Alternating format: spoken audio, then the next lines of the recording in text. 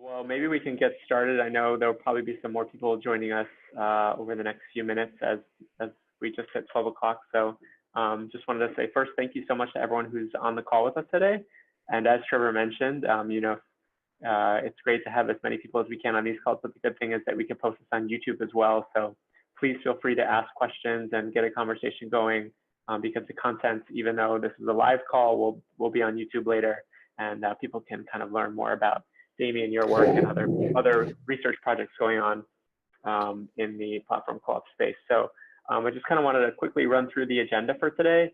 And unfortunately, Claire Le Breton, the other PhD student who was going to be joining us from Lyon, France, and talking about her work comparing a Uber Eats with a new platform co-op, I believe it's called Taboulette in Lyon. She is sick and she told me she could barely stand, so we didn't want to try to push it with her and make her join the call as well. So hopefully we'll get her on another call later, but we're really excited to have Damien here, who's going to talk about his research and kind of questions guiding his research on platform co-ops in just a little bit. But just quickly to run through the agenda. So I'll hand it off to Trevor in just a second, who will talk about our work with the platform co-op development kit and also introduce Damien. And then we're hoping Damien can kind of talk about the research he's doing and the kind of ideas undergirding his research for about 10 minutes or so. And then we'll open it up for questions and comments and kind of a discussion. So if there's something that Damien says that's really interesting to you, or you want to expand on, or you want to kind of dive deeper into, please just make a note of that. And we can certainly kind of address that. So I'm aiming for about a half an hour call. If we go over that, that's great. But we hope that that kind of will be a good amount of time for a discussion. And then just a quick suggestions for the group as we kind of do this call. If everyone could keep their microphone on mute, that would be great, just so there's no background interference when other people are talking and we can all hear each other clearly. And then obviously, if you have a question or you want to jump in, just unmute yourself. But just as a default, just keep yourself on mute. And then if you want to introduce yourself, use the chat feature on the bottom of the Zoom call. So there should be a button that says chat, press on that, and you could write a little blurb about yourself, put your LinkedIn, your Facebook, your Instagram, whatever, your Twitter, and what you're working on, what kind of brought you to this call, just so that, we can kind of save time on doing introductions with the big group and everyone can kind of get to read who the other people are on the call in the chat feature. And then finally, these meetings are being recorded, and as I mentioned, they'll be on YouTube. So if you don't want your face to be on YouTube, that's totally fine. Just leave your video off, and you can participate via audio. So on that note, I think I will hand it off to Trevor, who can talk a little bit more about, introduce Damien and talk about our work and get things going. Yeah, just a few words about the Platform Co-op development kit that we are working on for about a year now. Or it's not quite a year yet, since July last year. And so we'll restart the website, relaunch the website at platform.coop relatively soon, in a few weeks. And it will be completely quite different in a way that has been co-designed by many people in the community.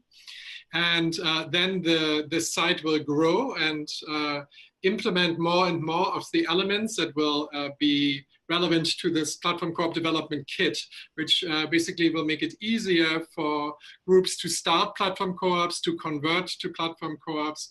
And we hope to really address an international group. So this will be in many languages and hopefully relevant to people all over the world.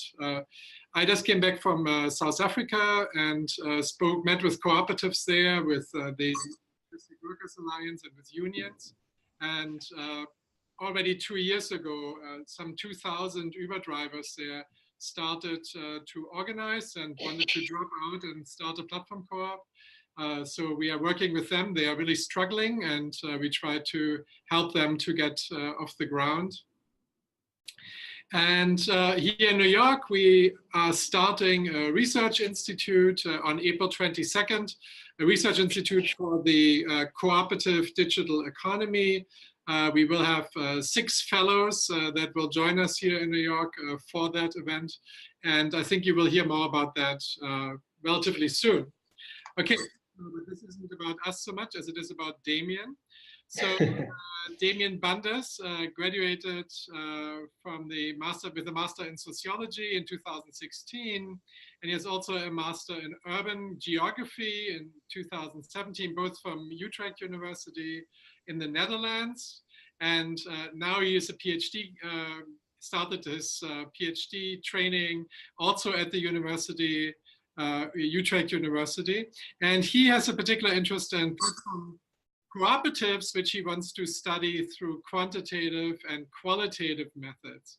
And so today we want to open it up to Damien and not to put too much pressure on him. Maybe he can briefly introduce his own research and his interests, but then also maybe we can open it up to the group and see how others maybe want to contribute, talk about their work and make this an opportunity, as Claire is unfortunately sick today. She, as Michael said earlier, couldn't even stand, so we didn't ask her to join us. So opportunity for Damien and a bit also maybe an opportunity for us to connect with one another. I step back. Well, thank you, Trevor, for the great introduction. Indeed, I'm a researcher now in the Utrecht University in the Netherlands. As I was asked, are there some examples also of platform co-ops in the Netherlands? Yes, there are. From my own experience that I know of, they are often focused also on a neighborhood level. So you have this platform co-op, it was started, I think, in Eiburg, which is an area of Amsterdam. It's called Beats Online. And this platform co-op is like an alternative to like the capitalist platform Nextdoor, which is probably more well-known also in the States. Next to this, we also have some co-ops that are trying to mimic also the health data co-op movement that is also showing in other countries. And next to that, we also have this co-op, The Helpen. And this one is mostly focused also on social care and informal care and facilitating that to people. So these are mostly health and neighborhood focused platform co-ops. But my own research will especially focus on like worker-owned platforms. So specifically in the gig economy. And what my aim is to like identify conditions in which these worker-owned platforms could be a resilient alternative to capitalist gig platforms, but also to the more traditional worker cooperatives. I'm in a research group, it's called Institutions for Collective Action. It's actually in a economic and social history. So it's a place where not many people are looking at these technological advancements. So it's very interesting to be in that place. But yeah, this is a place where lots of studies are done on commons, mutuals, and also cooperatives. Of which I am now specifically looking at platform co-ops and worker-owned platforms. Well, my personal interest in worker-owned platforms started especially with looking at this historic movement of worker cooperativism, because especially if you look at other forms of cooperatives, worker cooperatives have always been the more rarer types.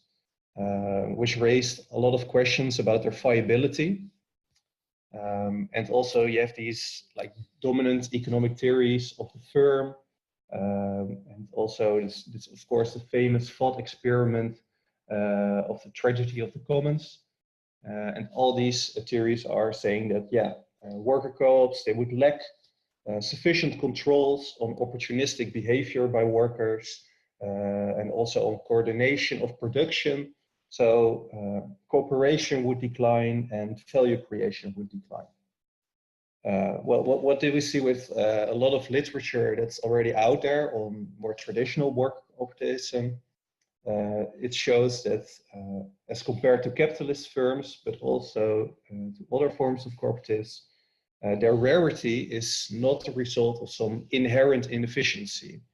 If they are founded, they usually last longer, they survive longer, they have often a higher productivity level. So that's very interesting to see for me. And it also raises questions about why are they so rare exactly? So they must be less founded in the first place. So personally, I'm specifically looking at institutional constraints, but also if there might be a lack of individual motivation to join these platform worker co-ops. Perhaps because it would require giving up some autonomy or some wage for increased security levels in the co-op. And next to that, you also have, of course, the idea that worker co-ops would function better if they are in smaller groups. They would be socially homogeneous and geographically close to each other.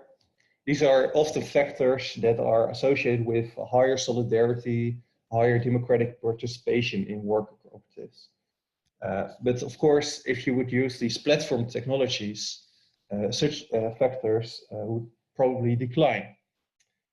So would this limit the viability of worker-owned platforms?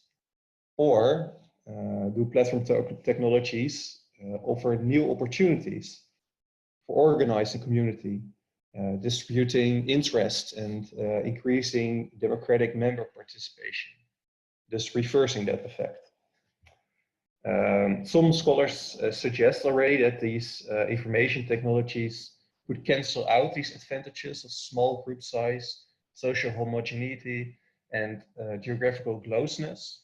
But this is something that I'm particularly interested in looking in, also from my geographical background that Trevor talked about.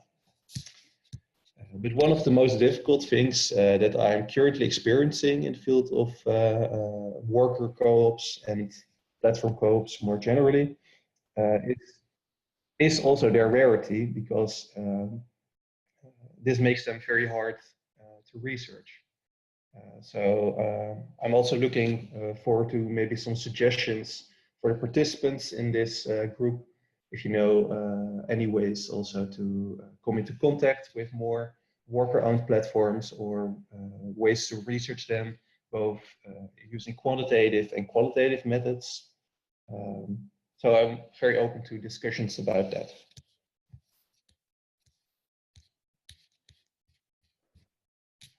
Thank you so much, Damien. And just out of curiosity, I'm wondering if there are any other researchers or PhD students focusing on platform co-ops on the call, and maybe if you just want to introduce yourself and talk about what you're working on, and yeah, tell us about yourself.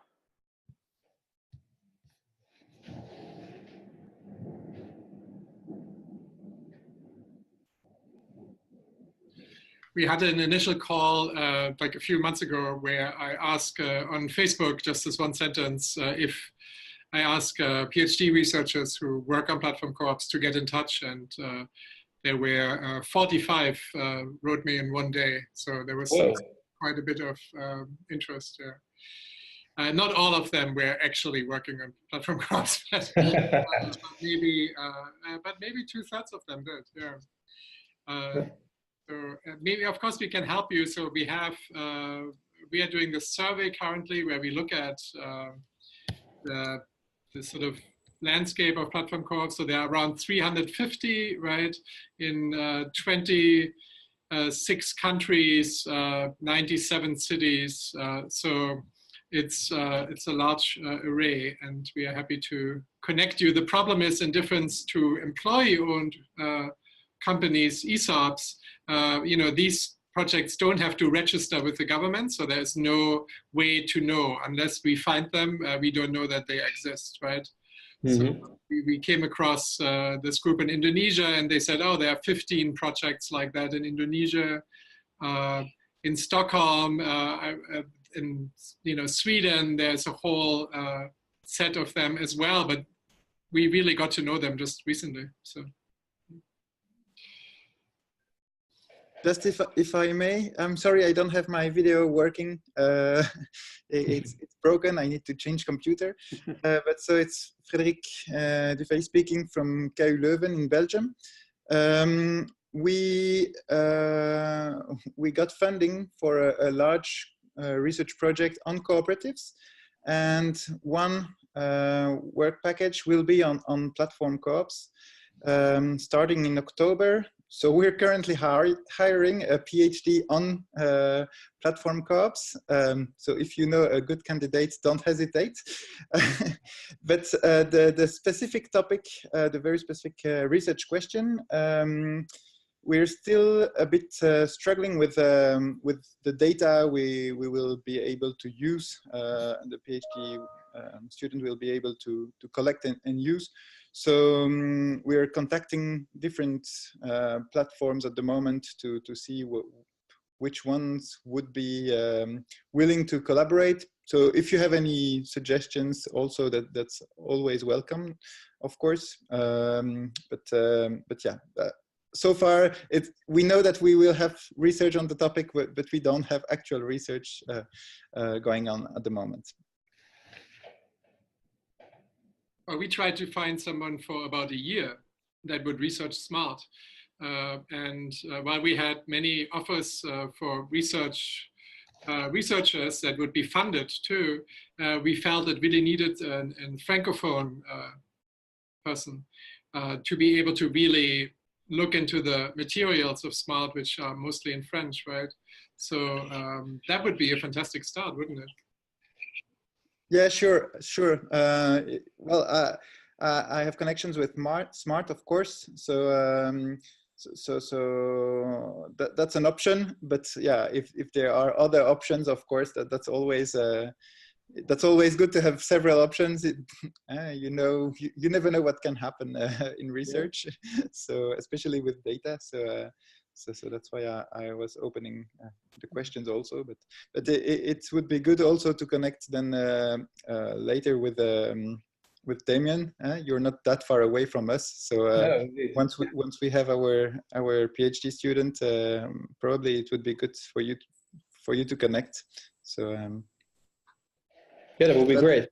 Yeah, so that's a good thing of this webinar. Mm-hmm. Yeah, I was talking actually to some people of SMART last Friday, but yeah, SMART, I think it's interesting case because themselves, I don't think they would that much classify as a platform co-op, but of course they had this collaboration also with Deliveroo, where they had the cooperative part. While their members were still working on the platform of Deliveroo. But this whole arrangement, of course, fell apart with changes in the legislation in Belgium. Mm-hmm. Yeah, so the story of Deliveroo, but of course is a nice one, yes, in relation to SMART. So of course it would be nice also to explore. But I don't know, Trevor, you know better than me probably. I think SMART presents itself a little bit though as a platform co-op, right? They self-identify as a platform co-op, at least the leaders. Okay. Maybe not every single person there, but I think it's also important to not get so hung up on this platform part of it. Now we have like protocolary co-ops as well. So I think it's probably smarter to think of the cooperative digital economy as which gives you a much larger field to investigate. Where you can see basically how exactly these questions that you ask, right? Like, so in the US, we have 350 worker co-ops, roughly. France, I think, at 300,000, right? So like, why is that? Why is there such a difference?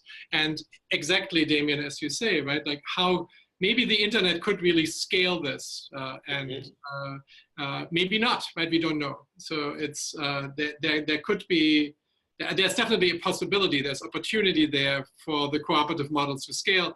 And I guess that's really where the research comes in, right? Like, does this actually work or not? Yeah, sure. I totally agree. And this decentralization that internet permits, that's really something that, well, where cooperative have a role to play. So that's an opportunity for co-ops. Right. Yeah. Yeah. Any other questions or comments from maybe someone we haven't heard from yet, or any other follow-up questions that people had based on what Damien talked about with his research and kind of what his thinking is? I could chime in here. Can you guys hear me? My name's Yep, we can hear you. my name's Teek Wiggin. I'm a freelance reporter, and I'm sort of interested in learning more about co-ops and taking some story angles on co-ops. So I thought I'd introduce myself, like specifically some questions I'm sort of interested in exploring.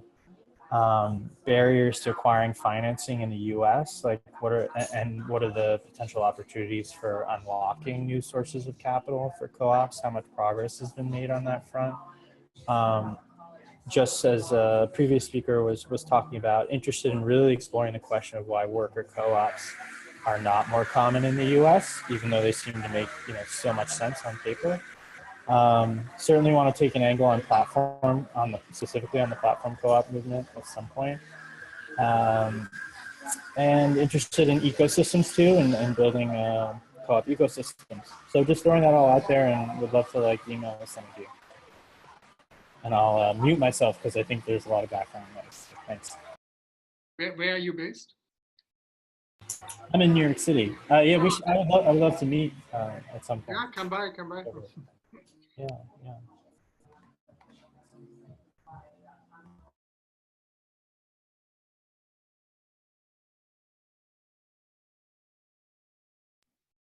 Well, I mean, I would really love to also hear from others, maybe from Ian as well, or from Geroid, from Kate, or yeah.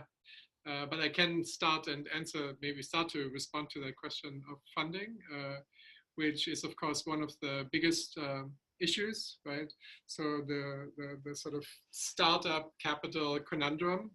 And so these platform co-ops, most of them are really capital hungry and have, of course, not the benefit of resorting to venture capitalist funding, because they will not support those projects, right? At least not at this stage. And so there are various alternatives that people have resorted to. So from member capital. So for example, Fairmondo raised, I think, close to €1 million relatively quickly from members when launching their co-op. And then there are now also accelerators that are starting. There's Start.coop in Boston, and there is a similar initiative in the UK. The Nesta Foundation, together with Cooperatives UK, has just issued a report, which you can find online. Maybe we can put it in the chat. Mike, do you have that handy? And they just announced that they will have a £1 million platform co-op funding investment fund, which they want to help build, right? Like they don't put £1 million in it. They try to build it together with the community, which they have done for many other communities as well. And they are starting with a care cooperative in Manchester, I believe, Equal Care Cooperative, it's called. And then there are initiatives here in New York where Paul Meyer is working on a project called the Commons Project that tries to bring together people that want to support non-VC funded projects. So projects that do not receive venture capitalist funding. So the platform co-ops fall under that, but he has a broader vision where a lot of projects would fall under, and he wants to start an incubator in New York for those projects. Then one of our fellows, Amelia, is also working on a scheme for an investment fund for platform co-ops, which she then also would want to take on as a project if that comes to be. So there are a lot of projects underway. So, but there are no vast amounts of money that people can access this very minute. But I think this will change relatively soon. Chika, I hope this was helpful a little bit. Yeah. Yes, thanks. Yeah, we should grab coffee sometime. Yeah, sure.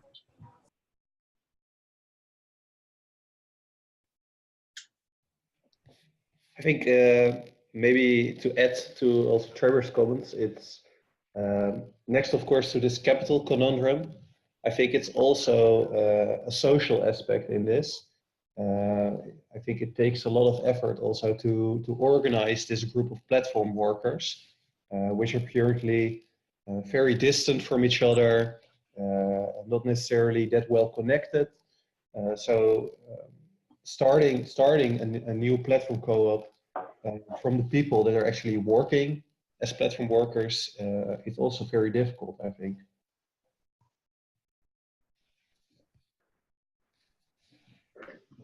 Can you hear me? Yes, I can hear you. Great. I just wanted to add to what Trevor was just saying.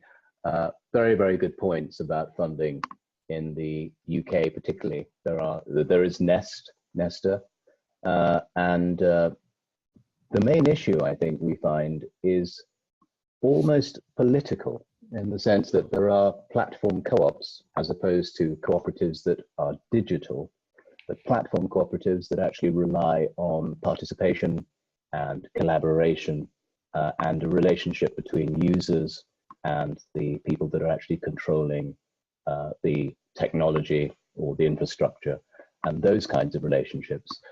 The politics of some of those organizations, and I speak from the position of someone that is involved in a project that is continues to work with trade unions and other organizations to fund a television platform cooperative, in other words, a television commons. And I talk about politics because there are people who are very willing to utilize capitalist models for funding, and there are many people in the cooperative movement who are totally against using capitalist models for funding. I'm not saying what's good and what's bad, I'm just saying that those are very distinct philosophies, and there are particular ideologies which drive some of the motivations behind the platform cooperative movement, or platform co-ops in particular. And almost putting them under one umbrella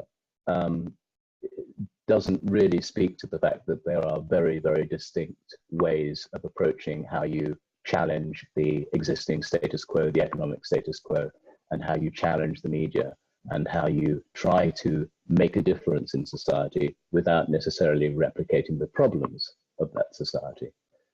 So these are some of the challenges, I think, and of course it makes it very difficult if you're on the radical end of any of these initiatives to actually get traditional funding through traditional sources like venture capital or whatever. It's a little bit of a contradiction in terms, if you like, but those are some of the challenges. And as far as everybody else is concerned, I'd be quite interested to know if people are aware of researchers within the UK who are looking at this particular sector in the same way that you are. But thank you very much to you for your interest in the sector. Great to hear. Thank you. So Ian, on April 14th, I think it is, so in 2 weeks, the Cooperative UK conference is taking place in Manchester. Are you aware of that? Yeah, and we won't be going to that. We actually were interested in the media conference that was up recently down in London. But yes, it would be very, very good. I think maybe one of my colleagues may be going to that, but we're trying to still work through. I think just around about that date, we have a meeting with with Prospect, which is the large trade union in the UK, and they're quite interested in finding out a little bit more and supporting us. And they have been continually engaged with us for a little while. But yes, trying to connect with some of these other platform co-ops has been very important, but it has also shown just how disparate the different philosophies are. And within, I mean, having conversations with Co-ops UK, it's very clear that a lot of people will look at cooperatives as a very refreshing approach to organizing labor and organizing, you know, skills and capital and redistributing those things equitably. And other people simply see it as an alternative, possibly simpler way, but possibly trendy way, if I could approach that, to engage with the same models that we are trying to sometimes break down, but actually having access to a slightly parallel source of funding. In other words, they can't get it from one way by framing themselves as a traditional company or as a community organization or something else. So they use the cooperative model because there is an infrastructure that's ready and waiting for them to slip into. All right. But I'm not saying that's across the board, but there are different people who are all cooperatives, basically, different people. I don't know what other people's experiences are. You're very quiet, but presumably are there other similar instances of cooperatives in your countries where there are these differences of approach and difficulties about funding because of their approaches?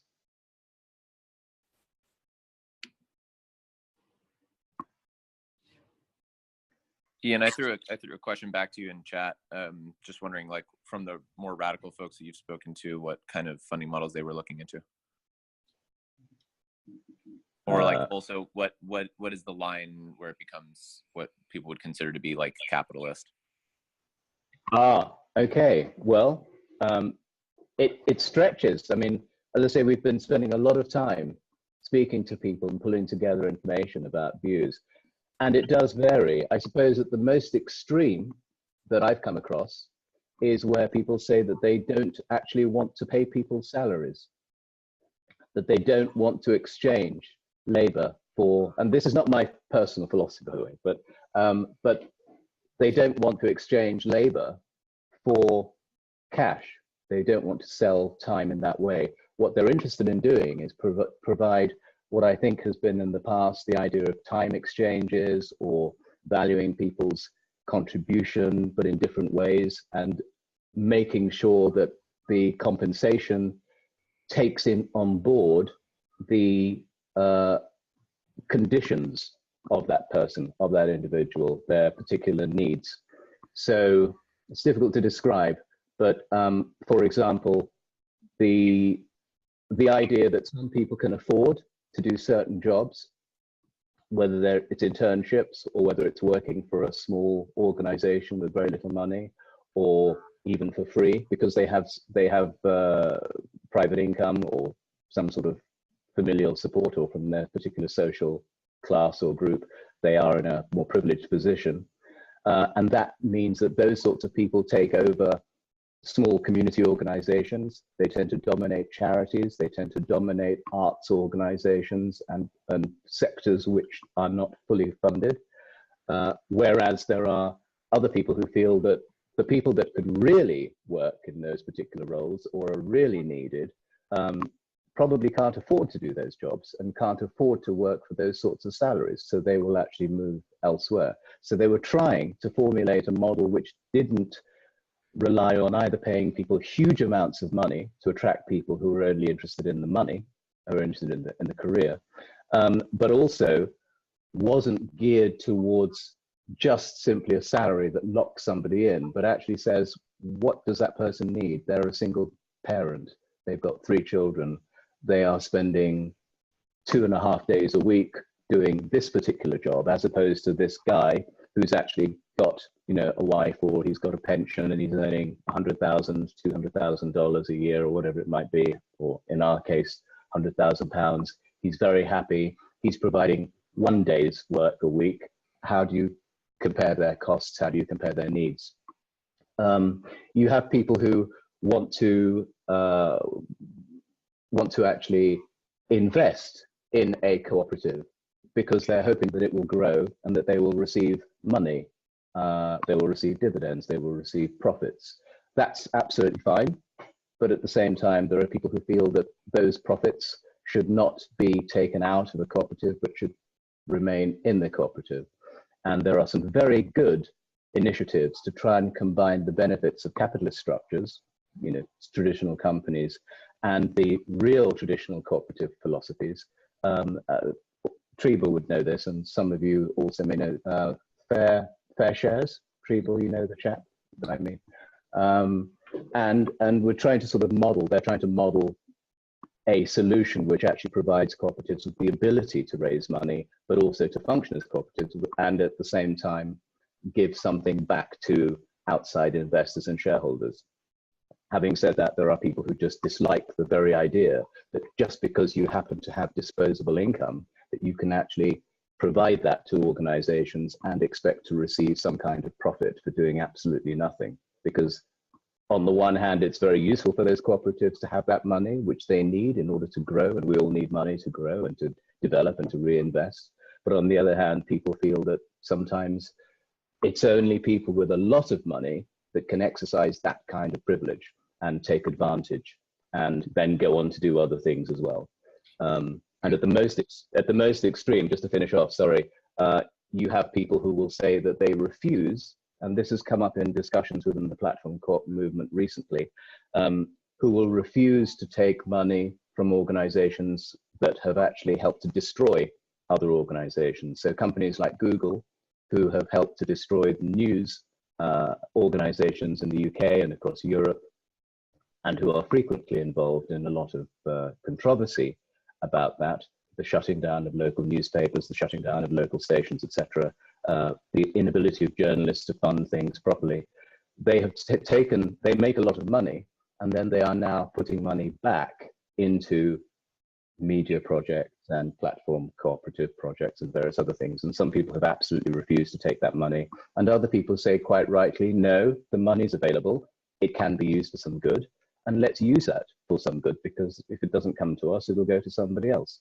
So we have all these different dimensions to this discussion.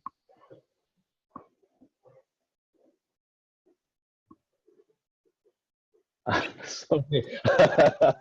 Well, there are good examples of that in New York City as well, where you have MoMA, right, and the Museum of Natural History. Yeah. For not that long ago, I mean, I still remember this. This was maybe 4 or 5 years ago.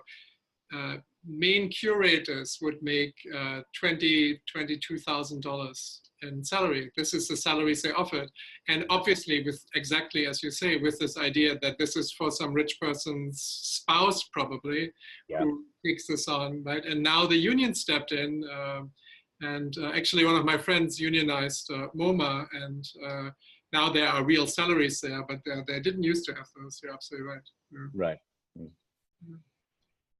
I mean, in terms of the funding, it's, I mean, this is a discussion that I think started like at least in the 1840s, right?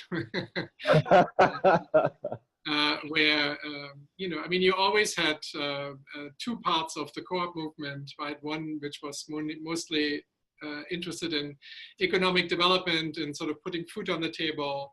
And then you had another group, which was a strand of cooperativism, which was really interested in destroying capitalism, right? We just learned recently that here in the US, the logo for cooperatives until 1922 was the red star, right? Which was then replaced by the double pines. But you see, there was this like very clear socialist link. But definitely not of all cooperatives at all, right? It's a part of that movement, as you say. Mm-hmm.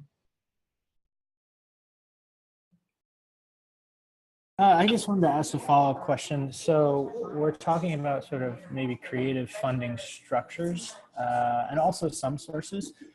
Could we talk a little more about like even larger sources of potential capital that could be tapped? So I've heard like social impact investment funds of something like $100 billion that falls broadly into that category.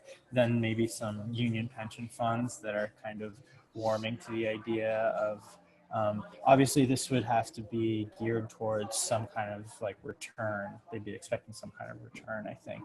So it would fall into like the more capitalist strain of co-op financing. But can we speak a little more to that environment, sort of the top of the waterfall capital sources, potential capital sources for co-ops?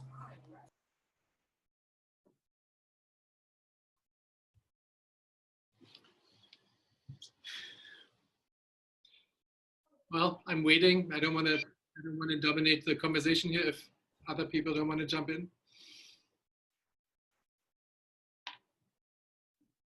Carl or Kate or Alessandro. Oh yeah, in general. Cool. Yeah, I was gonna say I could just mention a little bit about what's happening in the blockchain space if anyone's interested. And I don't have anything prepared or anything, but so like, Consensus, the company I'm with, has been working on projects built on Ethereum for a long while. And prior to this, I was at a think tank called the Institute for the Future, where I was kind of surveying blockchain technology. And I actually lectured on the looking at Bitcoin through the lens of a cooperative for Singularity University as well. And it made more and more sense.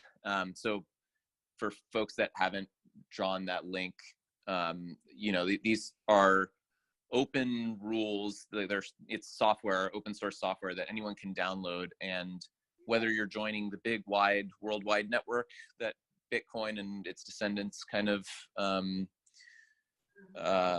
run on right now, the dominant ones, or you run like a small like sub network or like separate network amongst people you trust, it gives you rules where if you put in the time to take other people's transactions, log them, accept them, process the transactions, then you're repaid in some amount of currency that you can then use to further, pay for transaction costs or use as currency elsewhere. So it's quite neat. It allows like a very neat and auditable digital representation of how much effort somebody in the system has put into it. And these things are only, quote, mined when someone puts in the effort to actually, take in transactions and do this difficult anti-spam proof. So like Bitcoin and blockchain technology is really interesting as a cooperative, but we've come a long way since then. So since Bitcoin and the whole currency phase of that, we've had the introduction of Ethereum in 2014. And that basically allowed anyone to write any arbitrary computer code on a blockchain where you're guaranteed that code cannot change. The terms of service cannot change.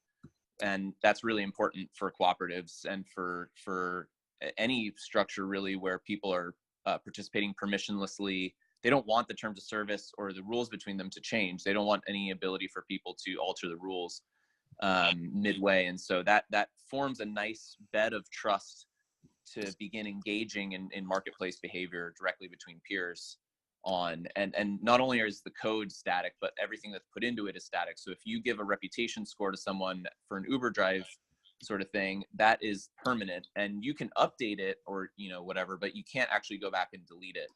So that has some scary consequences, but it also has some really useful consequences for like not just reputation, but escrowing of funds. It allows you to do crowdfunding amongst a large group where no single party is able to spend the money arbitrarily. So you can dictate exactly how these cooperatives could and should run, and then at least if the basic blockchain, which is protected and secure, which so far it has been for years, which is almost unheard of in technology, then it gives you a nice little structure to be really explicit about what you want to do in cooperatives and how contributions should be valued. And so we're seeing all these decentralized applications built on top of Ethereum now, where people are exchanging assets, they're doing crowdfunding, they're measuring contributions to stuff. But what's interesting is that it actually takes time and it takes effort. And so even though a lot of the projects are open source, there's still the last mile of like actually developing the app. And people have, I'm sure many of you have seen that people have sort of taken this and kind of replicated Bitcoin and created these like what was known at the time, we didn't favor this terminology, but ICOs, initial coin offerings, which were meant to sort of mirror how an IPO might happen or something. And basically people could quote, buy into a token, which would then be a voucher or like a coupon for them to use on the system at a later time, or illegally, or now increasingly with, in a legally compliant way, we're kind of introducing the idea of securities and things that are legally compliant, but yet have a really strong technological backing. And we've created a tool that helps you write legal contracts that reference those smart contracts, which is really cool. So you actually have in the legal text, which can be referenced, there's a clause saying, please look at the state of this variable on this platform, and that'll tell you who actually owns this piece of property, or who has rights to get some dividends or something. And that was a pretty key thing, from taking it from this utopia of like a database that, you can believe or not believe, to actually making it legally enforceable. And my hope is that we actually start getting more legal templates uploaded there, and then slowly start taking some of the most, I don't know if it's the most difficult parts of cooperatives, but at least the most mundane or the most administratively tedious, or the most contentious when dealing with like digital cooperatives, especially across borders, for example, and just replacing those with, in some cases, blockchain's not necessary in all cases, but for cases in which it's really important to maintain those records and have a bed of trust in the execution of stuff on that platform, then adding those little modular components. So I've asked some friends who are like my friend from Purpose Ventures, Derek Razzo, who you guys might know, to like send us legal templates to put on there, and then figure out what we can actually develop as platforms on Ethereum to make sure that execution of like voting rights and stuff can happen on there. So that's what is happening. And I'm concerned that these blockchain companies need to make a living. And so like my sub company is taking transaction fees on everything. That it's funny because basically this is open stuff. And so you can make it completely transparent and completely free to run these peer-to-peer marketplaces. And so we're like struggling as businesses to figure out the business models there, but it's exciting because it kind of forces us to say, like, what is your company really providing of value? And we can all see it, so you can't really lie about it. So that's what's happening in the blockchain space, if anyone has questions too. Very good.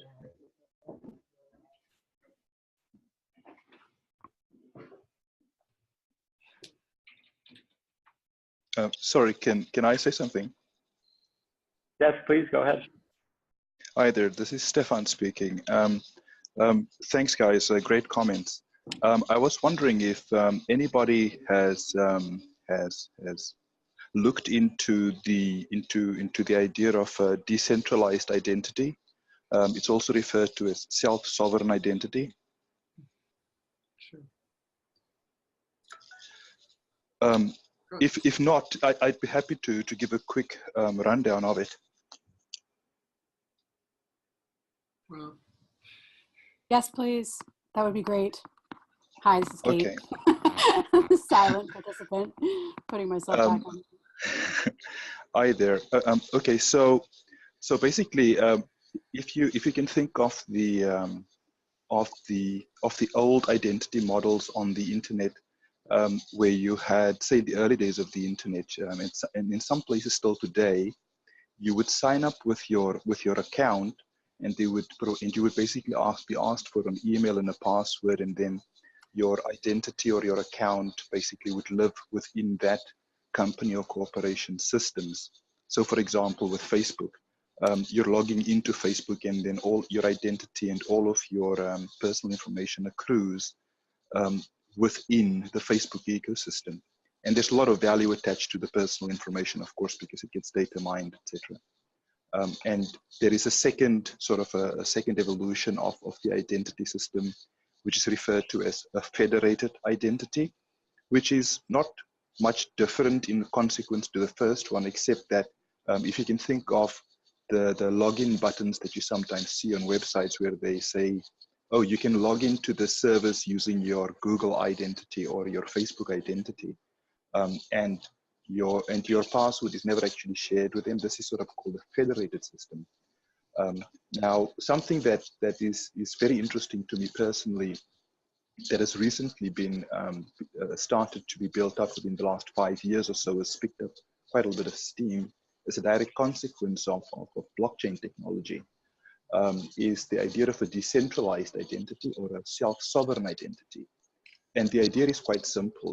It's that we now have the technology whereby I can own my identity. I can, for example, establish on my mobile phone an identity that is my own, to the extent that if I were to, for example, go to my bank and the bank does a know your customer, also known as a KYC on me, that the bank would actually certify or give a certification of the KYC into my identity. So that identity that's not just represented in my mobile phone that I control the keys for, but is also publicly and privately available somewhere on the internet, on the blockchain. And that KYC identity then, coming or having been signed by a trusted third party, for example, a particular bank or a particular government institution, for example, can then be leveraged as a means of establishing trust with other parties. To give a more concrete example within the space that I'm specifically interested in, and that I guess within the platform cooperative space, think in terms of a disenfranchised community where people either don't have access to financial services or access to banking, where at least by my estimation, the primary reason for the exclusion tends to be one of establishing trust over time.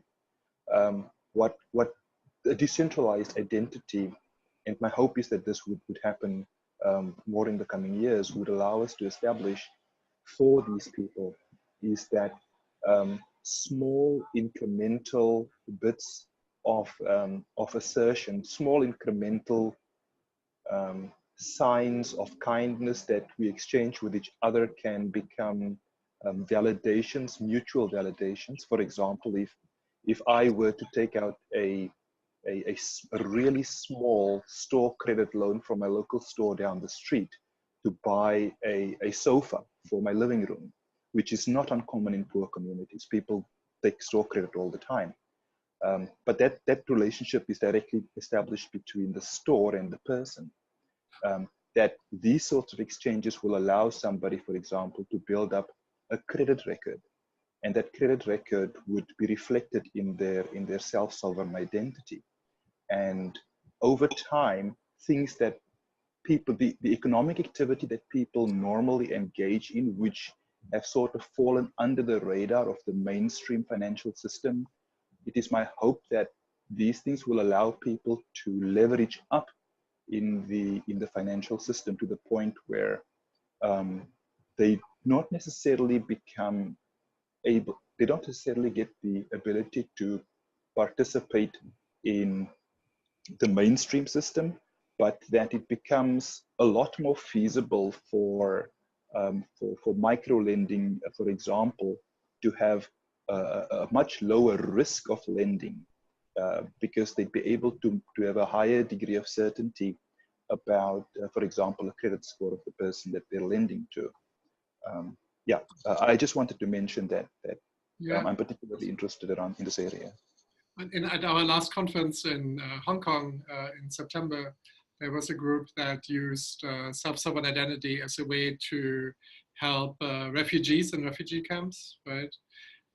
In the past, I also came across a project from Israel, which had attached also banking, as you mentioned, also right to this, so that basically people would get also a debit card, I think, or a credit card attached to their self-sovereign identity as well. With regard to the blockchain, with this consensus, I think, we have projects like WeHome as well in South Korea, right? And there are so many. There's Ava in Montreal. There's this whole like art chain universe, right? There are so many projects. But what's missing is, I feel, is still, people are still waiting for this example that's really in heavy use, right? Like where you can point to many users also from cooperatives which may not be so tech savvy and which may actually have to pay people in money, right, and not in tokens. What are your thoughts on that, Alessandro? Yes, no, yeah, sorry, it's early. go ahead. Sorry, oh, my bad. Someone want to jump in? I was just gonna say, Oh. yeah, we're still user experience has been a major blocker for this, and that's obviously like a pretty wide thing. And there are some new interesting kind of cryptocurrency developments. One's called XDAI that makes it so that there's like no transaction costs. You don't have to pay what's known as gas in Ethereum, and so you can basically make it like if you give it to someone, it's pretty effortless. And so the wallet software has gotten a lot more easy to kind of like transact in. But yeah, at the end of the day, some people need to be that there are fiat on ramps and off ramps. So Simon, my colleague, is actually on here, is working on some of that stuff. But yeah, it's still early days on the finance side. We are seeing some usability, like some use cases like in the freelance economy stuff and other things where they're kind of natively digital. But I think we still have a long way to go. And it's really also like, even though the technology is there, we really need people who need this stuff and for whom the decentralized aspect really matters, because otherwise it's just easier to run an application. So, you know, we're still trying to find out where this makes the biggest impact, but we're starting to get some signals, but it's the tooling still needs to get there and the usability still needs to get there. Right. Thank you. Yes, I would like to agree with that. There is a big problem with our onboarding process at the moment. Just trying to put the I almost feel like the first mass adopted use case will not have the word blockchain in it, and that the technology should just be something in the background, you know, that serves the purpose for which it's built, and not be shoved in the person's face as, oh, we're going to put you on the blockchain now. And there is a company in South Africa called Centbee. They make a digital wallet for a cryptocurrency, and they have this amazing system that they have just managed to roll out nationwide. And when I say nationwide, I literally mean they have managed to essentially solve the problem of the fiat on-ramp by rolling out into all the largest supermarkets, actually the largest supermarket chain in the country, the largest convenience store chains in the country, all the way down to the small informal chain, not even chains, just the small informal mom and pop shop on the corners, or corner shop as we call them. And the way in which they did it was rather ingenious. There is an existing payment voucher system in South Africa where you could, for example, walk into your convenience store, and if there is a service provider on this common network that allows you to present a voucher, you basically present a voucher and then you hand over cash, and the voucher then gets validated.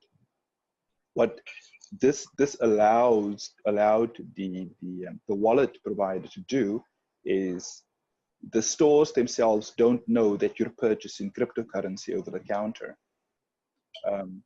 What you actually end up doing is you generate a barcode in the wallet app on your mobile, and this voucher system gets scanned by the voucher network, and there is a demand for payment by the cashier. You hand over 10 rands, and then you get 10 rands worth of cryptocurrency. Now, why this is interesting is because all the sorts of token-based activities, for example, token-based mutual credit systems, token-based time banking systems, which either until now had to leverage a free blockchain or some other means of on-ramping somebody onto the blockchain token economy through a fiat on-ramp, has sort of been solved in a what I consider to be a rather nice way, meaning that no longer do you have this big barrier to entry where somebody needs to have a relationship with the bank, and the bank has to have a relationship with exchange, and the exchange, and then you have to have an account with the exchange that you have to jump through 5 KYC hoops in order to actually get to transact from your money into the cryptocurrency. It is literally now an over-the-counter transaction that is completely transparent to you as the user.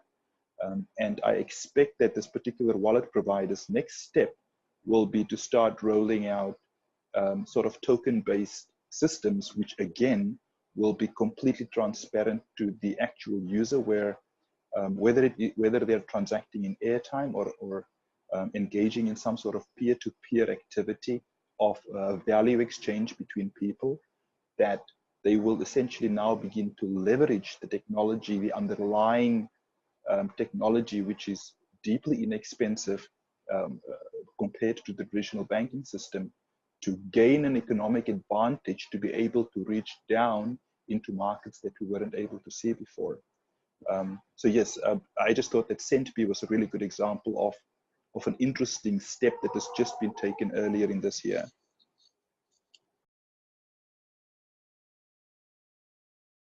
Well, thank you so much, Stephen, for that thinking and all that information. It's really exciting to kind of hear all the different ways that people are thinking about connections between platform co-ops and blockchain, and even identity, as you outlined earlier.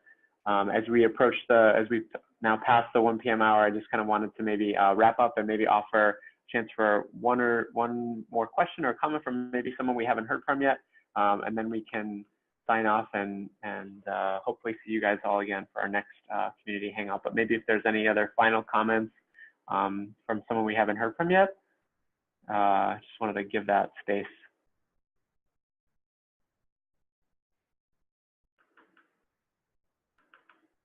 And if not, of course, I welcome you guys to kind of connect in the chat, and you know, if you guys want to discuss more things, certainly should do that. And maybe, I think you can even stay on this call after we end, but Trevor actually had to head off to another meeting, but I wanted to say thank you so much, Damien, for joining us today and for your comments. It's really exciting to hear the work you're embarking on and the kind of questions you're exploring.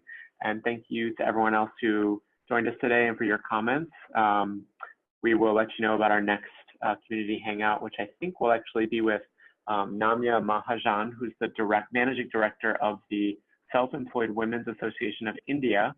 And she's actually working with us at the PCC on launching a beauty services platform co-op. So she's going to be joining us. I think that date is sometime in May, but we'll let you guys know when that is.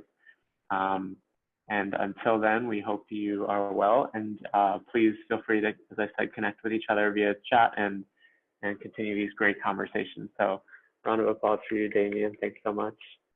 And we'll see you guys all very soon.